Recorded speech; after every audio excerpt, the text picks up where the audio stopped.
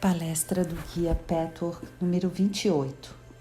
Palestra não editada, 25 de abril de 1958. Comunicação com Deus. Revisão diária. Saudações em nome do Senhor. Trago-lhes bênçãos, como de costume. Meus queridos amigos, toda criatura vive está em busca de Deus. Cada ser humano busca Deus, consciente ou inconscientemente. Mesmo as pessoas a quem vocês chamam de ateus, elas também estão em busca de Deus. Isso porque todos estão em busca de felicidade, amor e segurança. E isso é Deus. Logicamente, quando ainda falta a consciência espiritual, existe a crença de que essas coisas podem ser encontradas de outras maneiras. Assim, a segurança é com frequência buscada em termos de segurança financeira ou de laços emocionais que supostamente deve proporcionar essa segurança e controle da vida. Ou talvez por meio de obtenção de um sucesso profissional extraordinário, o que leva à admiração, apreço e algum nível de poder. Caso se deseje a verdadeira segurança. E quem não a deseja? Essas metas são, de fato, substitutos insatisfatórios. Isso é, se ocuparem o lugar da segurança que somente um relacionamento harmonioso com Deus pode proporcionar. Isso porque todas essas coisas também podem ser suas, se isso estiver em seu plano para esta encarnação. Mas há uma grande diferença se elas forem tudo o que vocês têm para se agarrar ou não. O mesmo se passa com o amor. Se o amor ao outro ser humano é buscado com a corrente que se destina ao amor a Deus, isso sempre os deixará com um sentimento de vazio, de insatisfação ou de até frustração.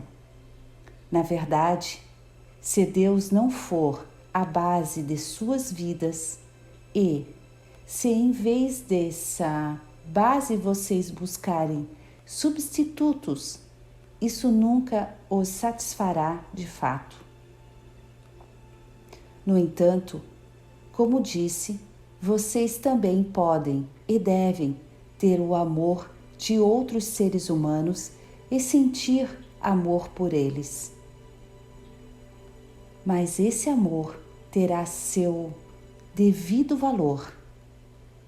Não será tudo o que vocês têm para se agarrar e vocês nunca estarão em uma posição em que suas vidas estarão perdidas e não terão mais sentido se perderem. Por um motivo ou por outro, o amor de um ser humano, se Deus tiver seu lugar de direito em seus corações. Assim, vocês veem, meus amigos, que todos estão em busca de Deus, ainda que, com frequência, sem terem consciência disso. Da mesma forma que a planta se volta em direção ao sol, também o homem se volta em direção a Deus. Com frequência, com a mesma inconsciência com que a planta busca luz e calor. Somente quando vocês tiverem encontrado Deus dentro de si mesmos, seus corações estarão tranquilos suas vidas farão sentido com toda a perplexidade que representam, pois deixarão de apresentar uma interrogação para vocês. Isso porque somente em Deus a luz do conhecimento será sua. Não necessariamente o conhecimento geral ou abstrato, que é de menor importância, mas o conhecimento pessoal. Por que vocês precisam atravessar essas várias dificuldades? Porque aconteceram em suas vidas tantas coisas que vocês não conseguem entender. Crueldades aparentes dos outros ou do destino, entre aspas. Subitamente, isso fará um sentido tão profundo para vocês que vocês não se debaterão mais com as dificuldades da vida. Ficarão felizes de tê-las vivenciado, meus queridos, não apenas por perceberem totalmente a justiça, mas também porque se darão conta de quão boa, quão fortalecedora ela é para vocês. Sim, com certeza ficarão. A busca de Deus se dá de diferentes maneiras, mas Ele não pode ser reencontrado fora de vocês mesmos, nem em um edifício ou no alto dos céus. Todos vocês sabem disso. Ele só pode ser reencontrado dentro de vocês. Mas apesar do fato de estarem cientes, muitos de vocês ainda buscam Deus da maneira errada, ainda que saibam que Ele está dentro de vocês. Vou tentar-lhes dizer como Deus pode ser encontrado. Isso é, o único modo pelo qual Ele pode ser revelado, independentemente da religião ou filosofia em que vocês creem. Vocês podem encontrar Deus somente dentro de si mesmos, examinando seu eu inferior. Essa é a única maneira. Se vocês têm um tesouro escondido sobre uma grande quantidade de sujeira e terra, a única maneira de chegar a esse tesouro é cavar a terra. Isso significa que vocês precisarão estar em contato próximo com ela por um tempo. Não podem se esquivar de lidar com essa sujeira. Vocês sabem que isso vale a pena se quiserem liberar seu tesouro. Por isso, fazem esse trabalho desagradável por um tempo para se livrarem dele, de uma vez por todas. Não há absolutamente nenhum jeito de desenterrar o tesouro, a menos que vocês estejam dispostos a encarar e lidar primeiro com a lama. A lógica simples desse raciocínio será compreensível a todos. Então, por que não fazê-lo quando se trata da Câmara de Tesouro de Deus, que está entranhada em cada um de vocês? Por que vocês tentam e esperam descobrir o maior e o mais precioso tesouro de todos, sem estarem dispostos a encarar seu eu inferior? Isso faz sentido? Certamente não. No entanto, muitos de vocês ainda esperam fazer isso de algum modo. Muitos daqueles que sabem perfeitamente bem que Deus pode ser encontrado somente em seu próprio interior, e não estou falando somente de vocês aqui presentes, mas da humanidade como um todo. Ainda buscam da maneira incorreta.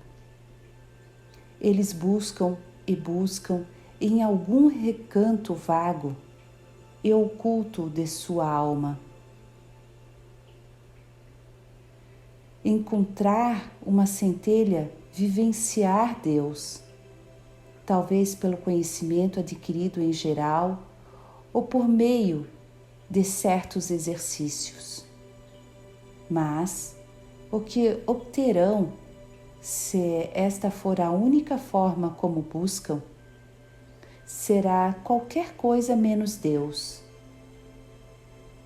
Por isso, vocês não podem desconsiderar aquilo que está imediatamente à sua frente. Se vocês procederem desta maneira, Deus estará muito mais perto do que imaginaram. Mas se tentarem de qualquer outro modo, Ele estará infinitamente mais distante de vocês do que podem vislumbrar.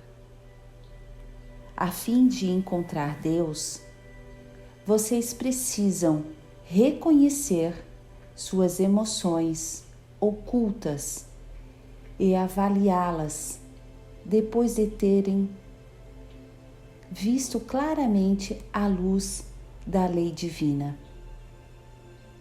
Precisam reconhecer suas verdadeiras reações em vez de fazerem-se acreditar que reagem de outra maneira e por motivos distintos dos verdadeiros. Vocês precisam enxergar suas falhas com clareza. Em outras palavras, como já foi dito muitas vezes, precisam descobrir tudo o que ainda não estejam cientes. Testem a si mesmos quando e como realmente se sentem. Somente por este caminho, passando pelo eu inferior, encarando-o, dissolvendo-o, passo a passo, com coragem e convicção. Então, e somente então, vocês encontrarão a verdadeira felicidade e segurança em Deus, e com Deus e através de Deus. Como fazer isso? Essa é sempre a questão para vocês. Comecei a lhes mostrar como, e nesta série de palestras, continuarei a fazê-lo. Há muitos pontos dos quais devemos partir, meus amigos. É um fato reconhecido por todos os que já estão neste caminho, que vocês precisam lidar com os problemas. E posso dizer assim, sempre partindo de dois lados e com frequência com mais de dois, mas principalmente de dois lados. Vocês não podem encontrar Deus a menos que superem suas imperfeições. Mas, por outro lado, certamente não podem superar suas imperfeições por si sós, independentemente de quão forte vocês sejam ou de quanta boa vontade tenham. Vocês certamente precisam da ajuda de Deus. Trata-se de um processo alternado. Vocês têm que meditar e reconhecer e avaliar suas próprias imperfeições e construir sobre essa base. Precisam analisar honestamente o que realmente está acontecendo dentro de vocês. E por isso não é tão difícil quanto possa parecer se vocês optarem por desejarem fazê-lo. Vocês têm que reconhecer a qualidade letárgica sempre presente em toda a personalidade, porque existe uma tendência que se esforça por se elevar. Comecei esta palestra com essa tendência que está presente em toda criatura que se esforça em direção a Deus. Mas com frequência, esse desejo é mal compreendido, mal interpretado e direcionado para um canal errado. Não obstante, esse esforço está presente. É preciso alguma conscientização espiritual para compreender esse desejo e direcioná-lo corretamente. Mas ao mesmo tempo, existe também em cada ser humano a qualidade letárgica que se entranha logicamente no eu inferior. A qualidade letárgica que não deseja superar, lutar nem fazer o que for desconfortável. Enquanto vocês não reconhecerem suas qualidades letárgicas, não poderão avançar. Assim, em uma base do jogo, entre aspas, vocês precisam trabalhar deste lado. As imperfeições em seu eu inferior. Em outra fase, em outro estágio, precisam contar com a ajuda de Deus, mesmo que, a essa altura, e devido às suas imperfeições específicas, vocês ainda não tenham um contato íntimo com Ele. Ainda assim, vocês precisam se esforçar com o pouco que tiverem, de modo que a ajuda possa lhes ser dada para continuarem construindo o caminho. Esse é um problema constante de sondar, ora deste lado, ora do outro. Mas existe uma maneira, meus queridos amigos, uma maneira segura, o que eu chamaria um atalho, pelo qual estabelecer um relacionamento pessoal, uma experiência pessoal com Deus, de forma consideravelmente mais rápida do que se desenvolveria de outra forma. Porque vocês veem, meus queridos, muitos de vocês creem, mas muitos também têm um canto de descrença em seus corações. E têm medo de enfrentar esse canto de descrença. E isso pode, entre outras coisas, ser responsável por sua resistência em se aprofundar em sua própria alma. Porque vocês falsamente acreditam que ao desconsiderarem esse canto de descrença em si mesmos, ao encobertarem-no e empurrarem-no para fora do campo de visão, ele desaparecerá ou não contará. Não é esse o caso. Percebam que o que descobrirem em si mesmos nunca representa a totalidade.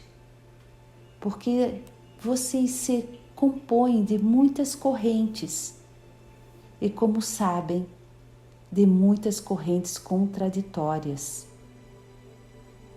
Portanto, não temam enfrentar em si mesmos essa parte que ainda não crê.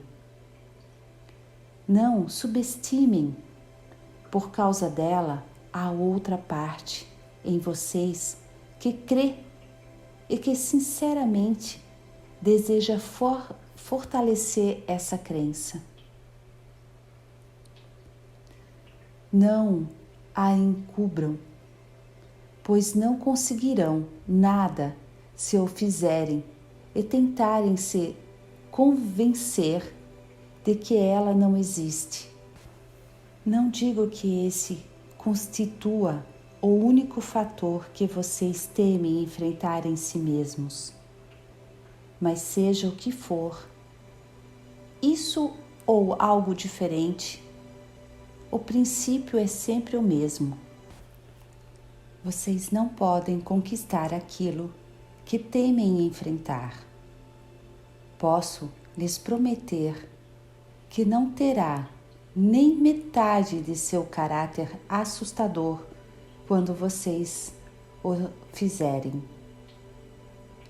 Portanto, para retornarmos a esse atalho que mencionei, se vocês sentirem essa falta de crença que existe em vocês, e para aqueles que podem não apresentar esse problema ou medo, mas outros, aceitar o conselho que agora lhes dou será igualmente importante.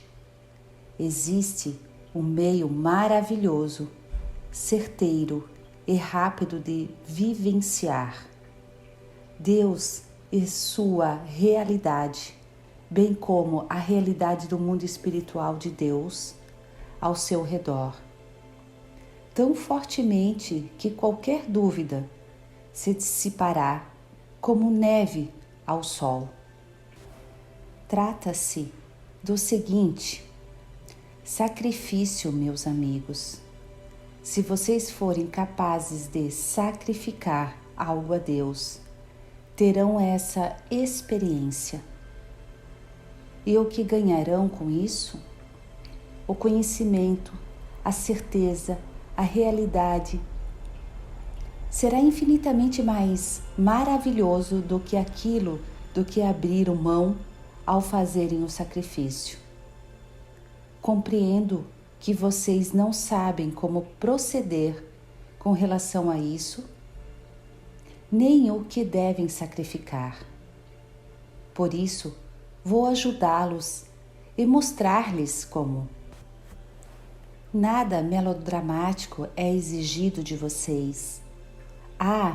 Não, nada excepcional.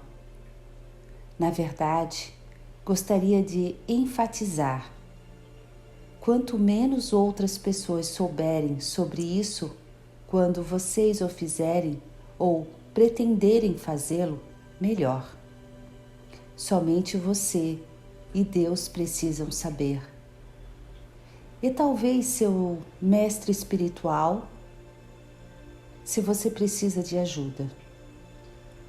Isso não deve satisfazer aos propósitos de seu ego, de maneira nenhuma.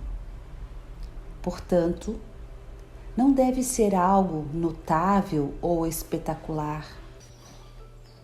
Não existe martírio de tipo algum associado àquilo sobre o que estou falando. Com frequência, será suficiente se vocês estiverem em um dilema em suas vidas cotidianas, se não tiverem certeza quanto a uma decisão ou se algo em suas vidas continuar a representar desarmonia de algum tipo. Que isso sirva de sinal de que existe algo de errado. Porque o que quer que vocês façam, se contar com a bênção de Deus, será algo harmonioso.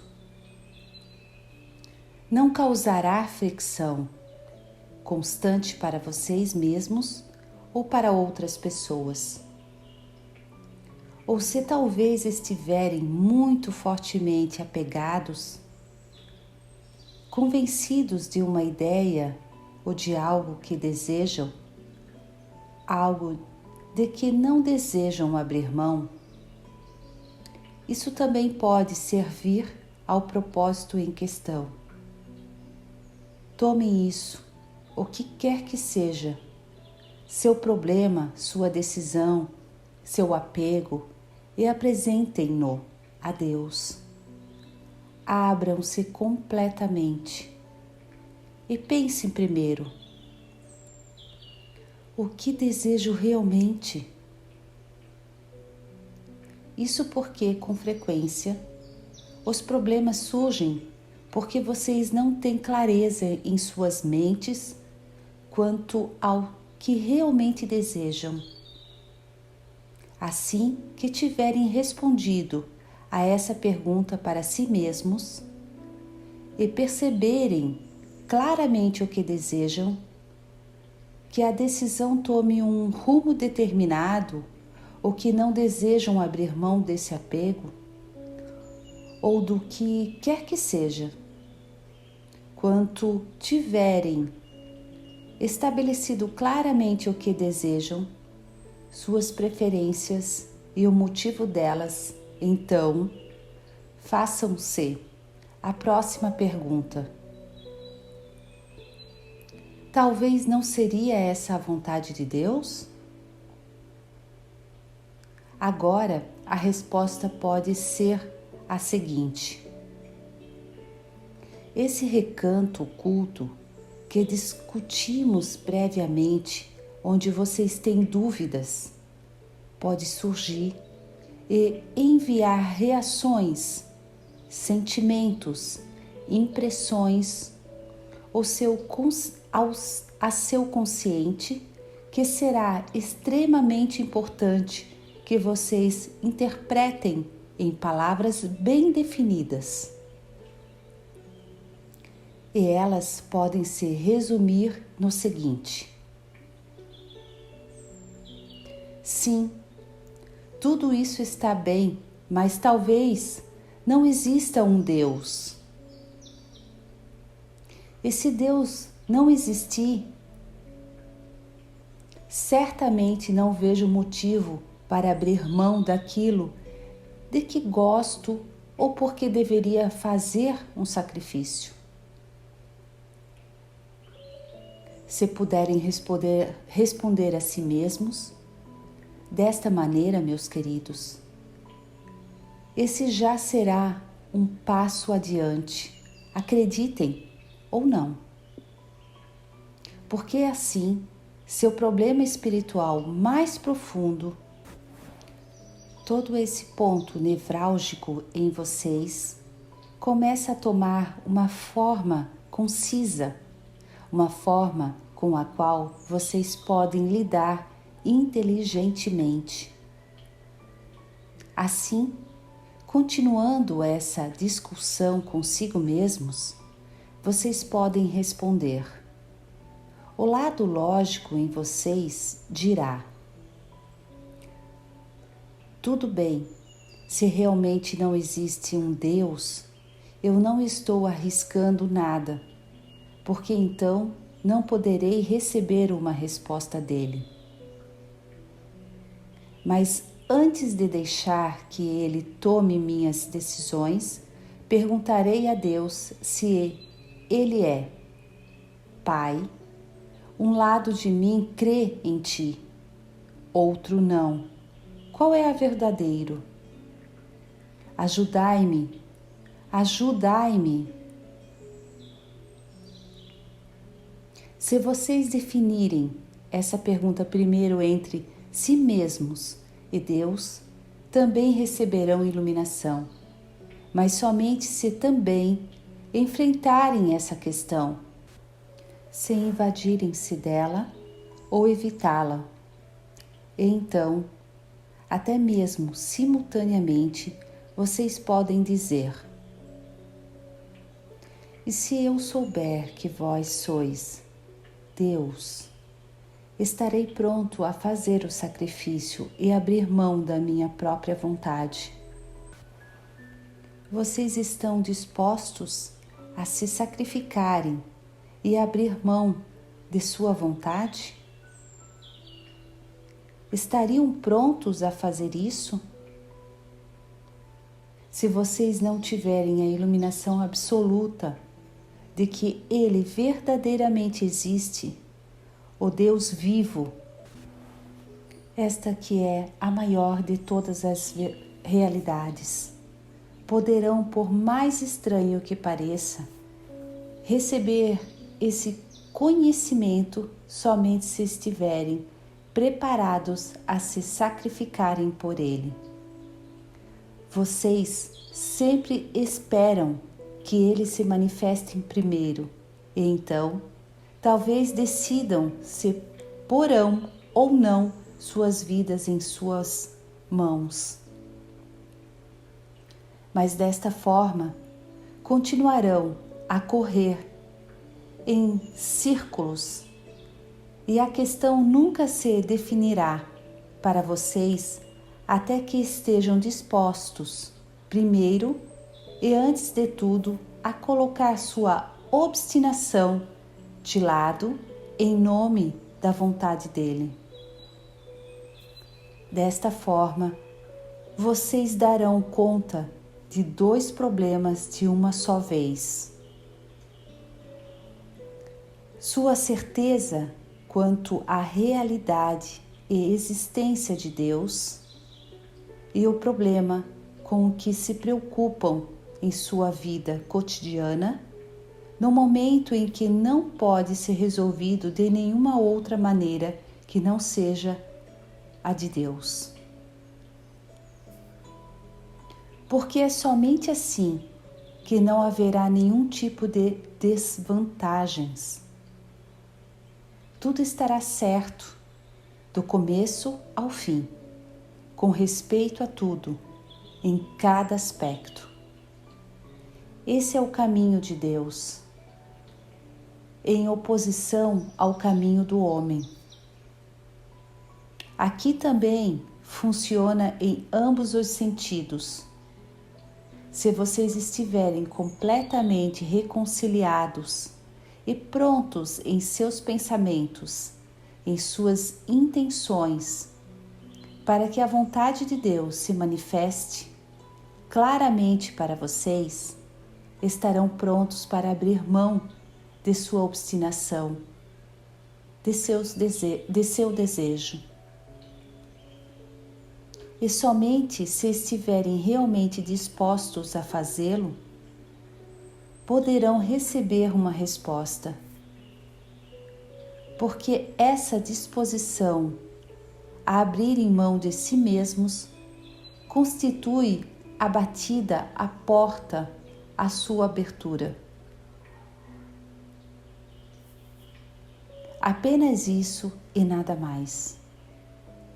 Enquanto sua obstinação for mais forte do que seu desejo de colocar Deus em primeiro lugar, até que isso aconteça, vocês nunca terão essa certeza.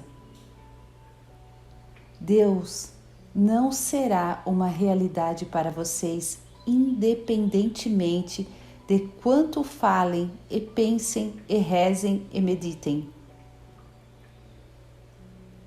Ele será algo vagamente abstrato e não a realidade viva em sua vida cotidiana. E, portanto, em verdade eu lhes digo, estejam prontos para se sacrificarem em nome de Deus, mesmo que ainda haja um canto de descrença em seu interior.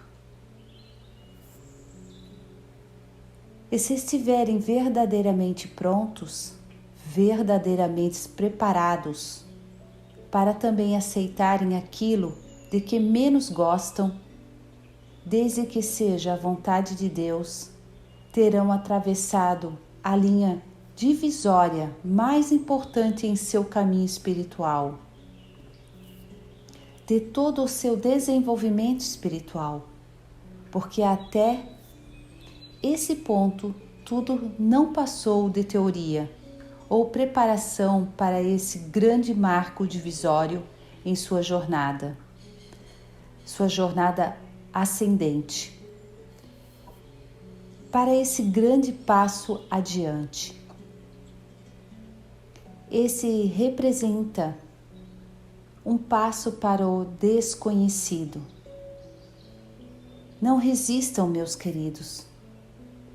Logicamente, Deus ainda é desconhecido para vocês, mas confiem nele, ainda que não possam ver, ainda que não gostem de uma alternativa que possa acabar sendo a sua vontade.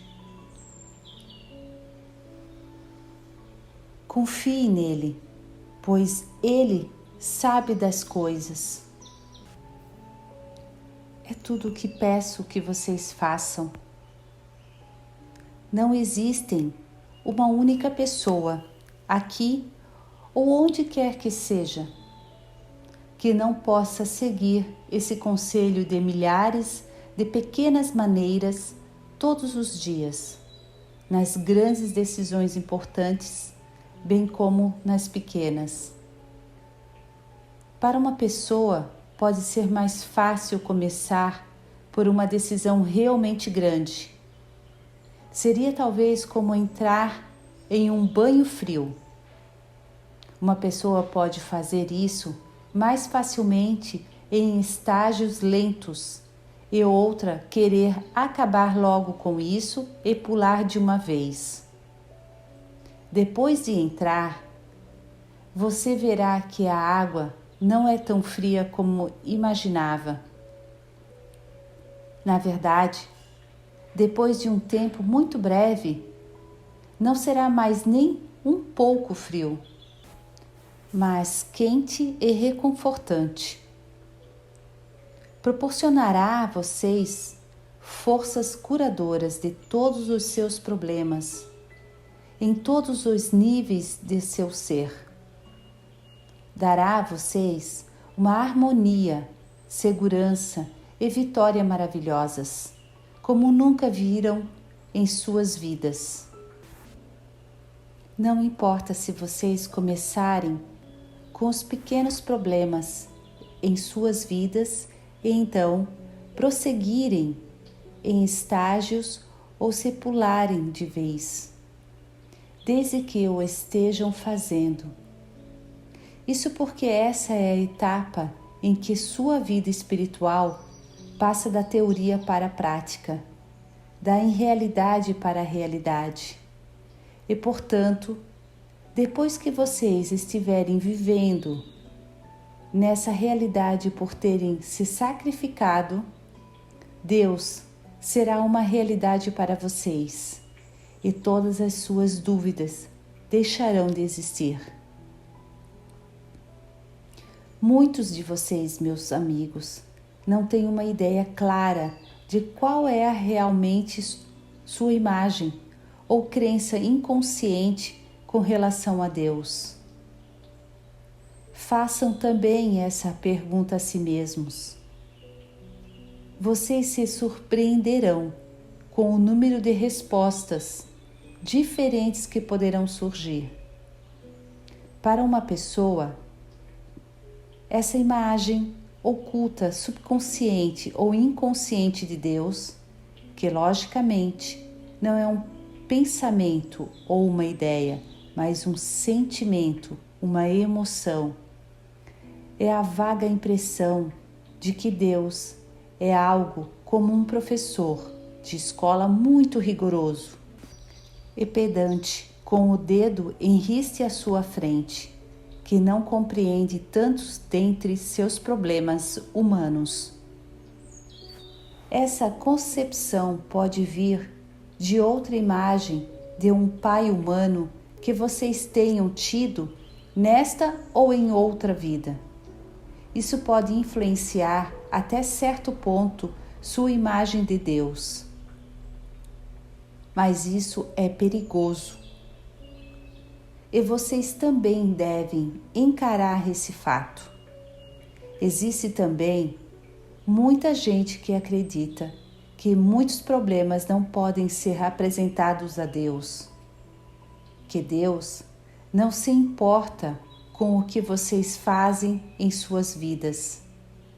Isso é tão falso, porque cada uma de suas menores decisões, feitos ou atitudes estão diretamente relacionadas a uma ou mais leis espirituais.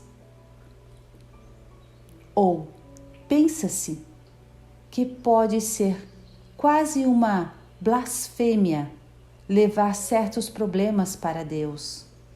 Quão errado isso também é! Não existe problema que vocês não possam levar a Deus, independentemente do que seja. Porque Ele certamente compreende melhor do que qualquer ser humano, qualquer psicanalista, qualquer doutor, qualquer cientista. E vocês deveriam definidamente saber, não apenas conscientemente, mas deveriam mudar a imagem, que o que quer que levam até Deus, com sinceridade, Ele compreenderá e ajudará, desde que vocês peçam essa ajuda e confiem nele mais do que em si mesmos. Por isso, não hesitem por causa dessa imagem equivocada que com frequência também advém das influências no ambiente e de professores religiosos que também estão contaminados por tais ideias. Isso é muito prejudicial. Meus queridos amigos, o que acabo de lhes dizer aqui é o que poderia chamar de dinamite espiritual. Pois, se o fizerem, será difícil e implicará em uma batalha consigo mesmos. Mas, se o fizerem com sinceridade, verão que toda a sua vida virá mudar. Sua vida inteira irá mudar. Portanto, não deve haver ninguém que tenha ouvido ou lido essas palavras que não se questione internamente. Onde existe algo em minha vida que Deus possa querer mudar? E então, prepare-se para essa batalha. Demorem o tempo que precisarem. Não ajam de maneira precipitada ou superficial. Não se enganem agindo sem entusiasmo e depois alegam que não receberam uma resposta. Porque vocês não a receberão se não agirem de todo o coração. Não tentem se convencer da convicção de que algo deve ser a vontade de Deus, porque vocês assim o desejam. Abram todo o jogo com Deus. Esvaziem-se. Estejam prontos para abrir mão. E se isso demorar semanas ou meses, não importa. Mas essa deve ser a meta de vocês agora. E se não conseguirem fazê-lo, porque algo em vocês ainda não o deseja, será muito melhor também reconhecerem isso. porque será muito mais prejudicial se tentarem evitar esses problemas. É melhor dizer: não estou pronto agora. Então vocês seguirão outros caminhos, outros estágios lentos e talvez em um ano já tenham avançado bastante. Mas não se valham de algum pretexto para desistir, por ainda se esquivarem dessa rendição completa a Deus. É muito melhor admitir isso para si mesmo e seguir um caminho mais fácil, algo que pelo menos lhes pareça mais fácil no momento, preparando-se ainda para cruzar a grande fronteira. Mas se puderem se valer desse atalho, será uma libertação maravilhosa para vocês de muitas e muitas maneiras. Agora, uma outra questão, meus queridos amigos. Vejo que alguns dos meus amigos aqui presentes ainda não seguiram meu conselho quanto à revisão diária por escrito. Não estou falando agora de meus amigos com quem trabalho em particular. Eu me refiro àqueles que trabalham neste caminho, seguindo este curso. Gostaria de enfatizar que não devem hesitar em fazê-los. Caso tenha alguma dificuldade a esse respeito, fiquem muito à vontade para me fazerem perguntas sobre isso. Eu ainda diria, não levará mais de 10 a 15 minutos por dia, o que certamente deve ser possível para cada um de vocês. Vocês não precisam escrever tudo. Basta apenas algumas palavras-chave.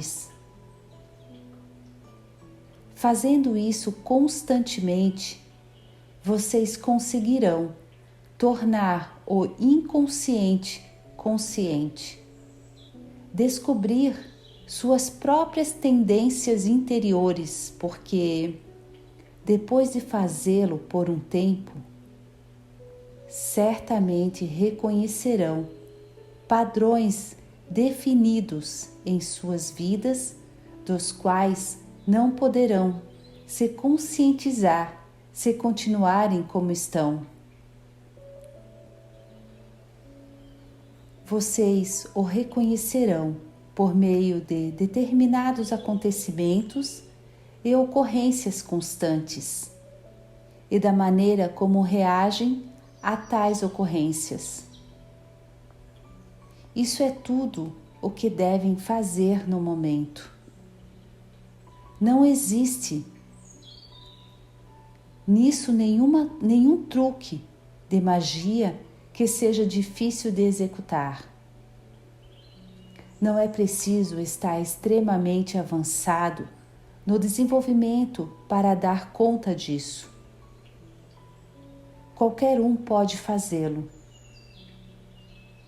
Tudo o que vocês precisam fazer é rever o dia e pensar em todas as ocasiões que lhes causaram desarmonia de qualquer maneira, aspecto ou forma.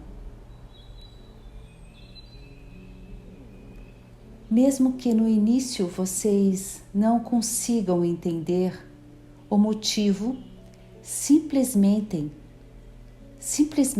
anotem o incidente e o que sentiram. Quando tiverem feito isso por algum tempo, se delineará um padrão que talvez ainda não lhes dê uma pista do que está errado em sua própria constituição interior. Mas ao menos vocês verão uma repetição que aponta para o fato de que deve haver alguma coisa errada em vocês. Independentemente de quão errados ou outros possam estar à sua própria maneira. Mas se algo volta a ocorrer constantemente, trata-se de um indício de sua própria alma. Essas ocorrências repetidas, com sua reação correspondente, pode variar de 2 ou 3 maneiras, mas deve haver um problema básico subjacente. Cabe a vocês inteirar-se dele ao prosseguirem mais um pouco. Eu os aconselho a lerem todas essas informações e recordarem-se dos incidentes e de suas reações depois de terem feito isso por algum tempo. E então começarem a pensar nas várias de suas falhas que tiverem descoberto. Peçam a Deus que lhes conceda iluminação quando aquilo que pode estar associado às suas falhas, ainda que remota ou indiretamente. Assim, vocês estarão bem no meio deste caminho. Caso contrário, seria extremamente difícil, se não impossível, obter esse autoconhecimento que constitui a essência e a base deste caminho, e sem o qual vocês não poderiam alcançar a divindade dentro de si mesmos. É tão pouco, e eu imploro a vocês, a todos vocês, para o seu próprio bem, que o façam. Aqueles que começaram e que não estão em contato comigo em particular, depois de um tempo, façam o que eu disse. Releiam todo o material. Vejam se consegue pelo menos detectar um padrão. Perguntem-se onde pode encontrar o ponto em si mesmos em que se desviam de alguma lei divina. Peçam inspiração. Comparem esses padrões com a lista de seus defeitos. Façam-se perguntas. O que seus sentimentos, suas correntes de desejo realmente querem, e se isso está em conformidade com a lei divina? Eu darei várias meditações sobre como lidar com determinados defeitos ou correntes emocionais incorretas. Mas aqui, quaisquer perguntas sobre esse assunto serão muito produtivas e não apenas ajudarão aqueles que perguntam, mas talvez também a todos os demais. Por esse mesmo propósito de autoconhecimento, eu gostaria de enfatizar mais uma vez que, na segunda metade das palestras do meu amigo, um membro do grupo, gostaria de sugerir que todos vocês fiquem à vontade para fazer não apenas perguntas sobre o Pitz Sophie ou sobre o que quer que seja lido em seguida, mas também perguntas relativas a determinadas dificuldades que vocês possam enfrentar no caminho. Logicamente, não precisa ser nada pessoal ou privado, talvez uma ou às vezes duas dessas perguntas possam surgir cada vez. E todos devem dizer, um de cada vez, o que acreditam ser a solução adequada. Eu os convido a fazer isso porque sei que o ajudará muito. Até mesmo sugeriria que pensem de antemão nessas perguntas que podem oferecer para discussão. Nada geral sobre a criação e etc., mas algo com que possam ter problemas. Talvez uma atitude psicológica com relação à verdade espiritual, talvez uma dificuldade de enfrentar o eu ou como conduzir a revisão diária, ou o que quer que não esteja claro para vocês. Apresentem a questão como uma pergunta geral, mas a discutam juntos e verão, depois de algum tempo, quão extremamente útil isso é para todos. Esse é o meu conselho. E agora tenho duas mensagens. Uma para você, um dos membros do grupo, e a outra mensagem se refere ao nosso futuro médium, outro membro do grupo.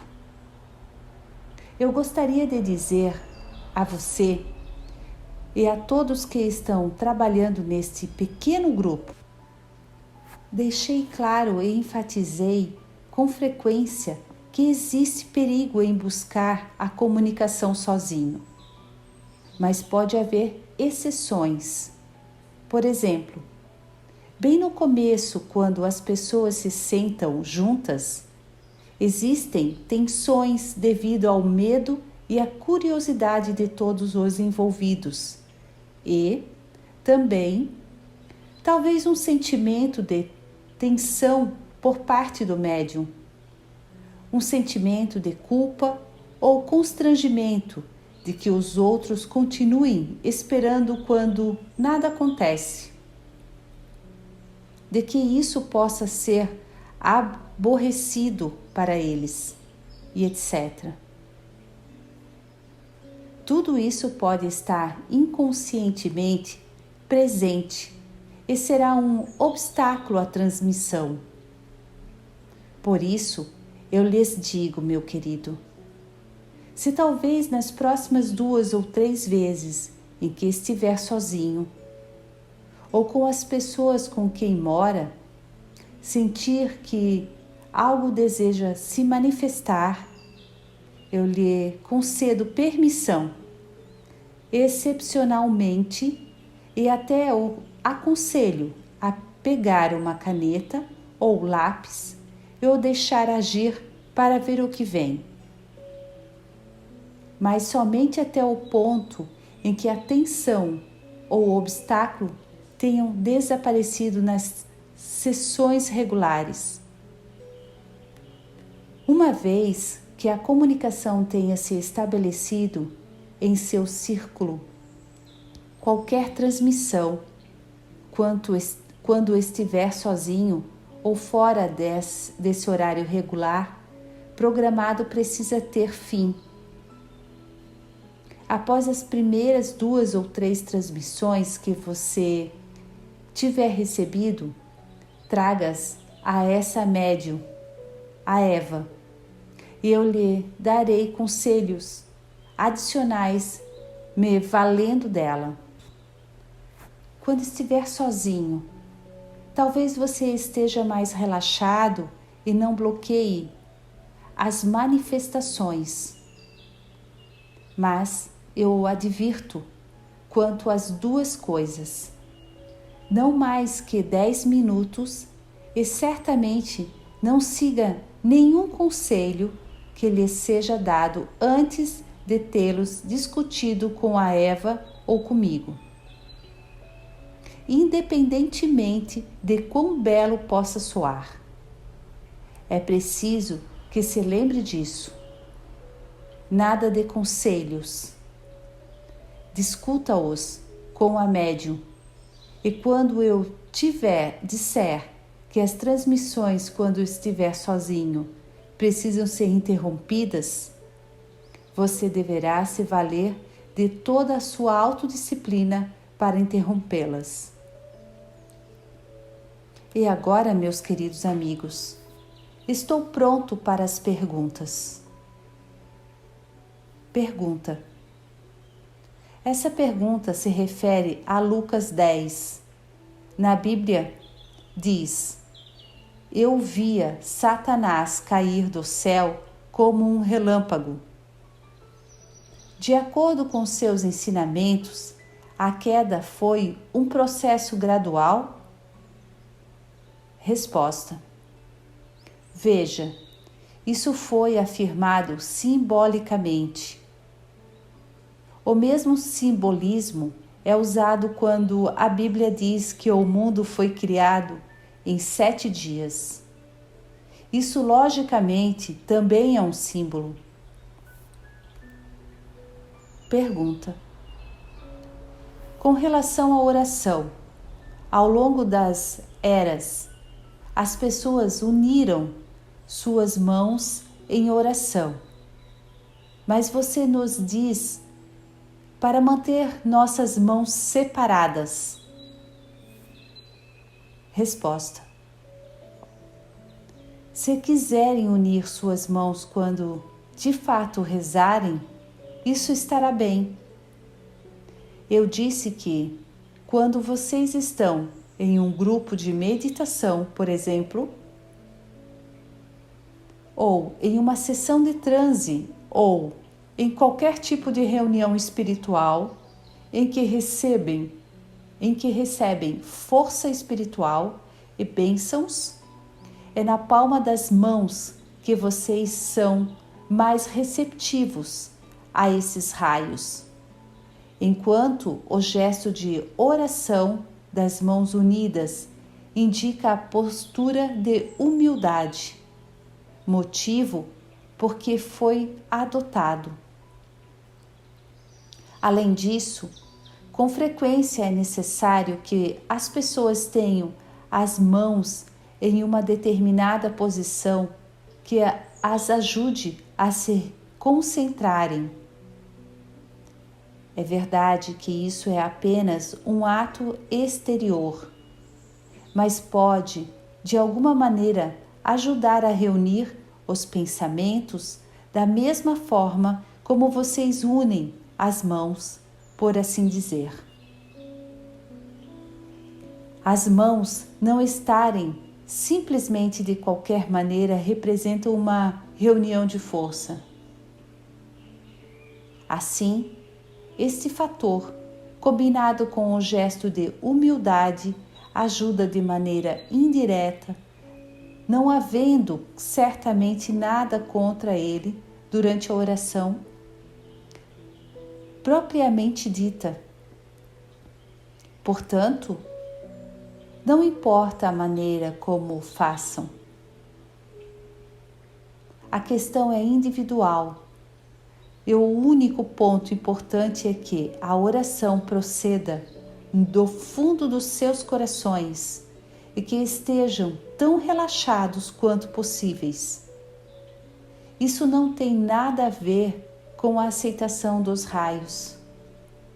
Vocês podem, portanto, rezar com suas mãos unidas, se assim o desejarem, e manterem as mãos com as palmas voltadas para cima durante o período de meditação, durante a palestra em transe e, especialmente, durante a bênção. Pergunta. Esta questão se refere ao Piste Sophie. Existem várias esferas. Eu me pergunto se os espíritos foram criados nessas esferas desde o início ou se, a princípio, todos foram criados em uma alta esfera e então chegaram até lá gradualmente. Resposta: logicamente, a segunda opção. As esferas mais baixas não teriam como ter existido antes da queda. A esfera mais alta, que é designada no esquema no Piste Sophie pelo nome O Inefável, consiste em muitas esferas. Também pode ser chamada de Casa de Deus. Por isso, cada esfera que vocês veem neste esquema representa apenas um contorno geral e contém um grande número de subdivisões. Existe uma variedade enorme. A maior variedade existe, logicamente, na esfera mais alta, a casa de Deus. Todas essas muitas possibilidades, cada uma delas em sua própria e perfeita harmonia. O que pode ser interessante para vocês aí é o paralelo. Eu lhes disse que cada espírito, criado em parte da substância divina, tendo sido perfeito de um modo específico, a ideia era de que as outras perfeições deveriam ser conquistadas posteriormente com esse poder divino. Somente Jesus Cristo foi perfeito em todos os aspectos. Esses vários tipos de perfeição se manifestaram diferentemente, é claro. No caso de cada um deles, tratava-se de um tipo diferente de substância divina, uma parte diferente do aspecto divino. E isso criou esferas correspondentes, cada uma delas perfeita à sua própria maneira. Portanto, antes da queda e ainda depois dela, nos âmbitos mais altos, as diferentes esferas existem de acordo com a substância divina diferente dos respectivos seres. Mas todas as outras esferas, fora da casa de Deus, só poderiam ter começado a existir após a queda. Pergunta: gostaria de perguntar, existe algo como uma queda parcial para alguns espíritos sem que eles tenham caído até o fim? Resposta: sim. Eu disse que nem todo espírito caído era igualmente culpado, nem caiu a um nível igualmente baixo, para usar essa expressão.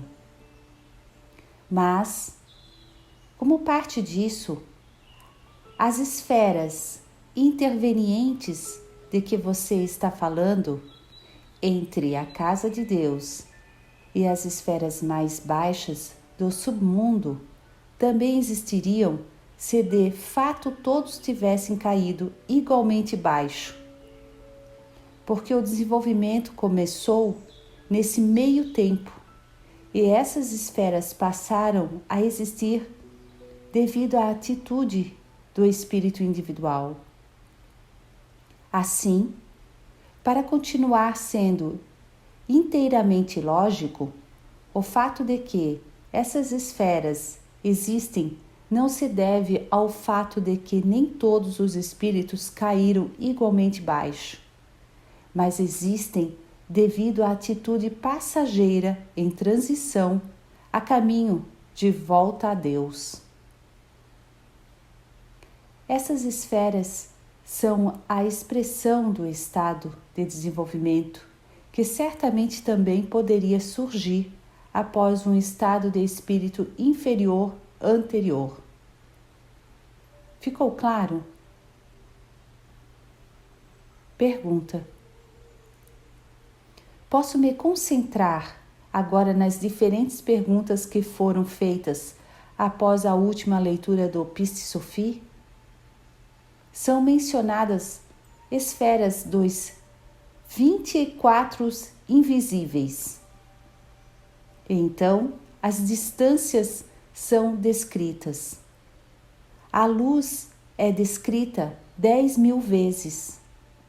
Com que nível de detalhe você gostaria de explicar esses diferentes nomes? Resposta: não vou me ater aos nomes, porque nomes são imateriais. Como disse, foram dados nomes diferentes daqueles que usamos no espírito. Não temos os mesmos nomes. Vocês não devem se esquecer de que quando esse conhecimento foi apresentado pela primeira vez, veio de uma maneira. Já foi suficientemente difícil traduzir a linguagem espiritual para a humana. Mas, então, vários tradutores humanos buscaram, novamente, a melhor palavra possível. Por isso, logicamente, não seria a mesma palavra que usamos no espírito. De qualquer forma, como vocês sabem, nós usamos uma linguagem pictórica. Mas o que eu gostaria de dizer é o seguinte: prometi responder gradualmente, pouco a pouco, algumas das perguntas, não todas de uma vez, conforme recebi permissão da autoridade superior. Existem motivos óbvios pelas quais devo negar algumas respostas e abortar outros assuntos. Agora, direi o seguinte: é impossível descrever a distância ou o tempo, pois nenhum deles existe nas altas esferas. Nem posso descrever a luz divina para vocês ou a beleza dos mundos harmônicos de Deus e suas múltiplas possibilidades e variedades. Não existem palavras humanas para descrever isso. Mas onde posso lhe dar, pouco a pouco, alguma informação que possa ser de seu interesse é aqui. Vocês encontrarão, por exemplo, as esferas designadas pelo nome Aeon. Esse é um nome apropriado. Algum de vocês tem alguma ideia do que pode significar? Antes de responder, eu gostaria de ver se talvez algum dos meus amigos tenha uma inspiração. Pergunta: sei que Aeon é usado como um termo astrológico e que se refere à divisão do ponto vernal do zodíaco. Em outras palavras, nosso sistema solar, ou logo solar, de acordo com a teosofia, está se movendo no universo em um determinado ciclo, que provavelmente também descreve certos estados psicológicos. Isso é tudo o que sei da astrologia. Resposta: vocês todos sabem que a astrologia está limitada pelo tempo.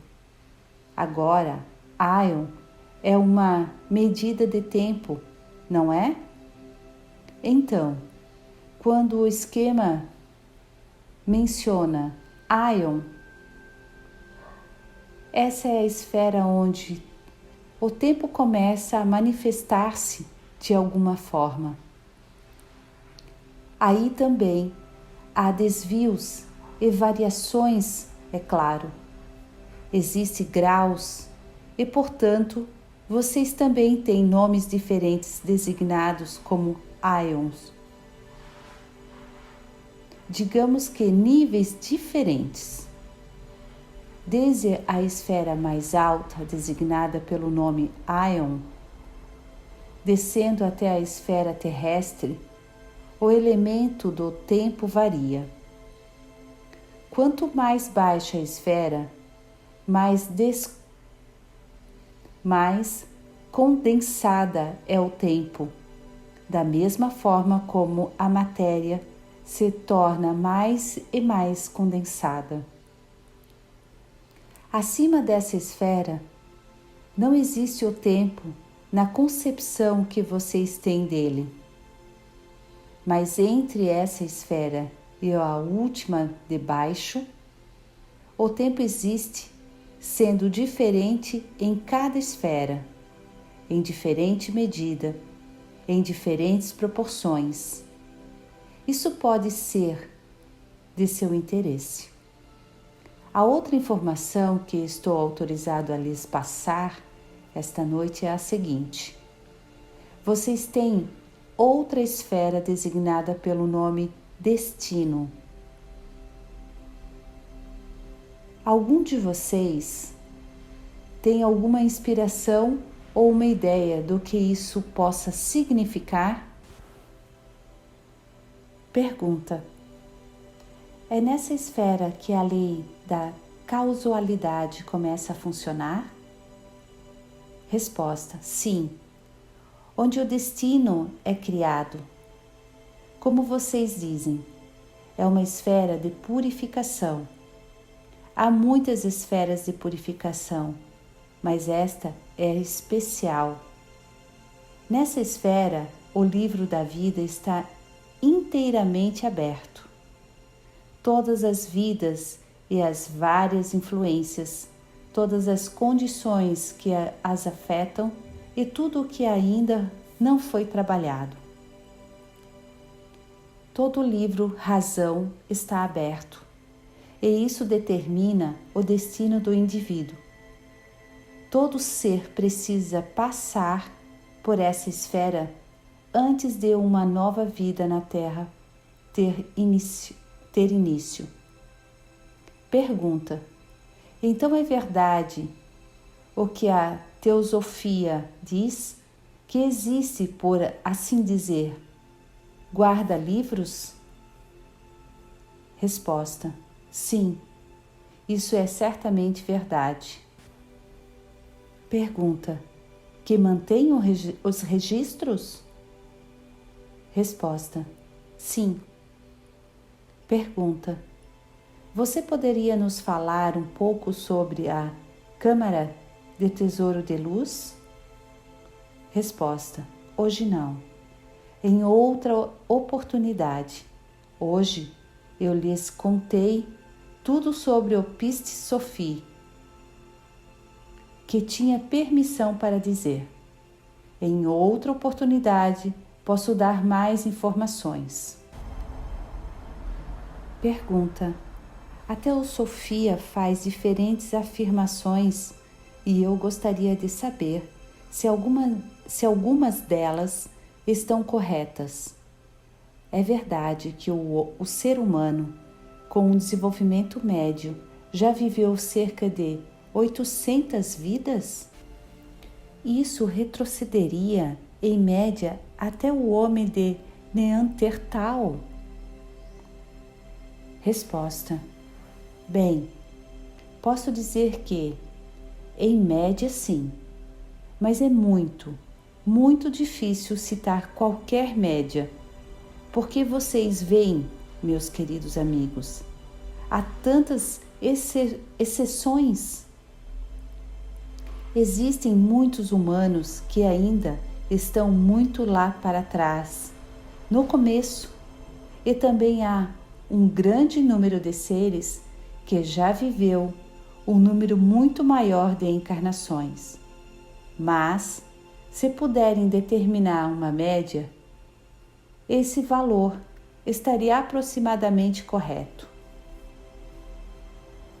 Pergunta: É verdade que um ser humano percebe somente cerca de 1/10 daquilo que o cerca? Resposta: ah, meus queridos amigos, isso é impossível dizer porque a percepção espiritual varia tanto que é impossível estimular qualquer média, qualquer valor aqui. E certamente seria muito mais preciso dizer que o ser humano médio não vê mais do que 1/100. Qualquer um que seja 1/20 seria uma pessoa muito altamente desenvolvida. Por isso, essa é com certeza uma estimativa extremamente otimista. Com isso, meus queridos amigos, vou me retirar esta noite. Envio-lhes e trago-lhes bênçãos para cada um que está aqui e para cada um que está lendo essas palavras. Que esta força os ajude a superar todas as suas dificuldades, onde quer que tenha necessidade no momento presente. Absorvam essas bênçãos para que os ajude a avançar ainda mais em seu caminho ascendente. Estejam em paz, estejam em Deus.